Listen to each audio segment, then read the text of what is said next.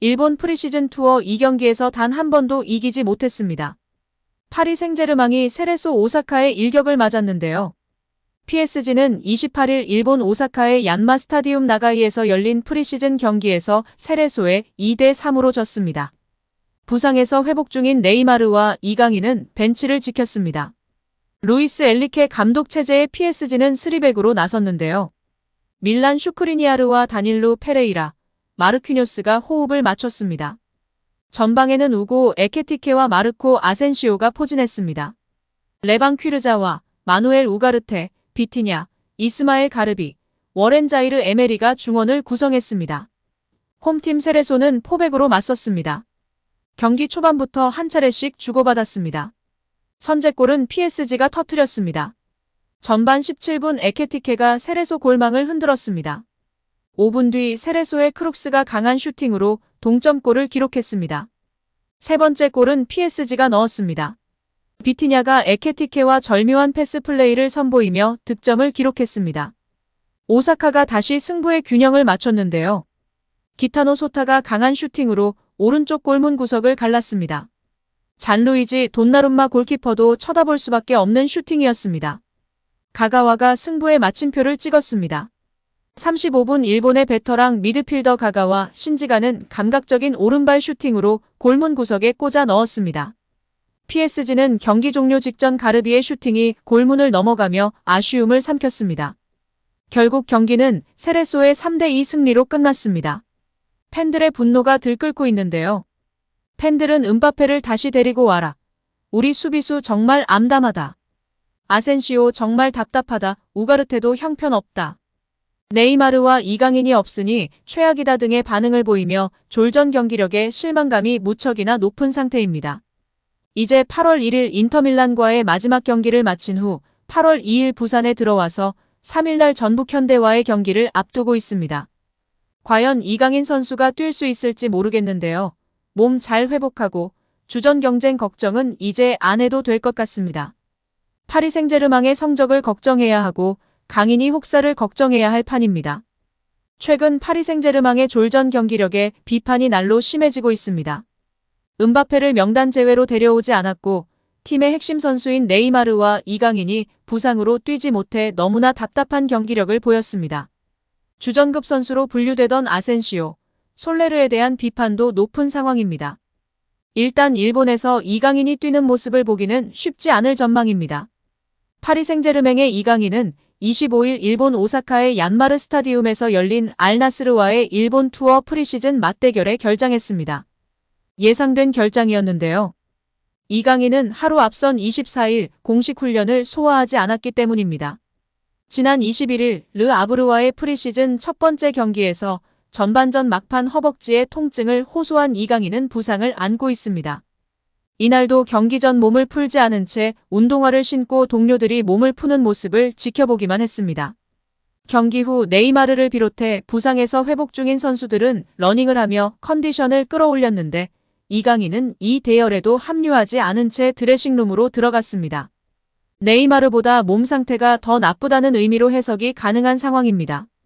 이날 현장에서 만난 PSG 미디어 오피서는 이강인은 오늘 결장한다라며 크게 걱정할 정도의 심각한 부상은 아니다. 큰 문제는 없지만 일단 오늘은 출전할 수 없다. 경기 후 믹스트존 인터뷰도 불가능하다라고 말했습니다. 이어 그는 일본에서 뛰면 좋겠지만 아직은 출전 여부를 말하기 어렵다. 상황을 봐야 할 것 같다라며 28일 세레소 오사카전, 다음 달 1일 인테르 밀란전 출전 가능성에 대해서도 조심스럽게 이야기했습니다. 현재 파리 생제르맹은 이강인 부상 관리를 초특급으로 심혈을 기울이며 하고 있다는 것인데요. 심각한 부상이 아니나 러닝 등을 하지 않으며 최대한 빠르게 회복할 수 있도록 관리하고 있는 것입니다. 여기에다가 심리적 안정까지 신경 써서 믹스트존 인터뷰도 하지 않도록 배려하고 있는 것입니다. 같은 날 황선홍 아시안게임 대표팀 감독은 파주 국가대표 트레이닝센터에서 회복에 최대 보름 정도 시간이 필요하다고 들었다. 심각한 부상이 아니다. 다만 우려는 된다. 조심할 필요는 있을 것 같다라고 이강인의 상태에 관해 이야기했습니다. 정황을 종합할 때 이강인은 일본, 한국으로 이어지는 아시아 투어 출전이 쉽지 않을 전망입니다. 이강인의 회복은 PSG에도 중요한 요소인데요. 이강인은 르 아브르전에 출전한 공격수 중 가장 돋보이는 활약을 펼쳤습니다. 오른쪽 윙포워드로 출전해 특유의 화려한 개인기와 탈압박, 정확하고 창조적인 전진 패스를 통해 공격의 활기를 불어넣으며 현지 팬들 및 전문가들의 찬스를 받았습니다. 부상으로 나가기 전까지 가장 눈에 띄는 선수가 바로 이강인이었습니다. PSG는 이날 알나스르를 상대로 졸전을 벌였는데요. 네이마르를 제외한 대부분의 선수가 출전했지만 단 한 골도 넣지 못한 채 0대0 무승부로 경기를 마감했습니다. 마르코 아센시오나 카를로스 솔레르 등은 공격에서 영향력을 발휘하지 못해 현지 팬들의 비판을 받고 있으며 네이마르와 이강인의 빈자리가 크다며 이들의 주가는 오르고 있는 상황입니다. 심지어 알나스르는 이전에 셀타비고에 0대5, 벤피카에 1대4로 대패를 당했습니다. PSG의 화력이 얼마나 부족했는지를 단적으로 보여주는 기록입니다. 팀의 간판이지만 거취 문제로 갈등을 빚는 킬리안 음바페, 슈퍼스타 네이마르, 그리고 르 아브르전서 루이스 엘리케 PSG 감독에게 눈도장을 찍은 이강인이 그리운 경기였습니다. 아직 프리시즌 초반이고 새로 합류한 선수들이 있기 때문에 완벽한 호흡을 기대하기는 어려운 상황입니다. 하지만 이강인의 경우 PSG 유니폼을 입고 처음 치른 르 아브르전에서 동료들과 이질감 없이 완벽하게 녹아드는 모습을 보였습니다. 만약 PSG가 아시아 투어 내내 공격에서 답답한 모습을 보인다면 엘리케 감독은 이강인을 더 그리워할지도 모르는데요. 프리시즌 경기를 다 소화하지 못한다 해도 이강인에게 충분한 기회를 제공받을 수 있을 것 같습니다. 이러한 이유로 일단 지금은 최상의 몸 상태로 회복하는 데 집중해야 할 것입니다. 과연 아시안게임 차출 문제도 걱정되는 어떻게 될지 귀추가 주목되는 상황입니다. 최근 PSG 경기들을 보면서 국내외 축구 전문가들이 이강인의 역할이 매우 중요해질 것이라고 예상했습니다. 프랑스 최고팀의 모습이 맞나? 챔피언스리그 유력 우승 후보 중 한 팀이 맞나 싶을 정도의 무기력한 경기력이었습니다. 점유율은 가져가지만 효율성이 극도로 떨어지는 모습이었고 키패스, 드리블 돌파 등의 장면이 전혀 나오지 못하는 정말 답답한 경기력이었습니다. 현재 파리의 중원 라인업은 탈압박에 능하지 않은 수비형 미드필더들이 많기 때문에 탈압박에 힘든 모습을 보여왔다. 지난 시즌 메시와 네이마르가 중원까지 내려와서 볼을 받아 풀어주는 모습이었다.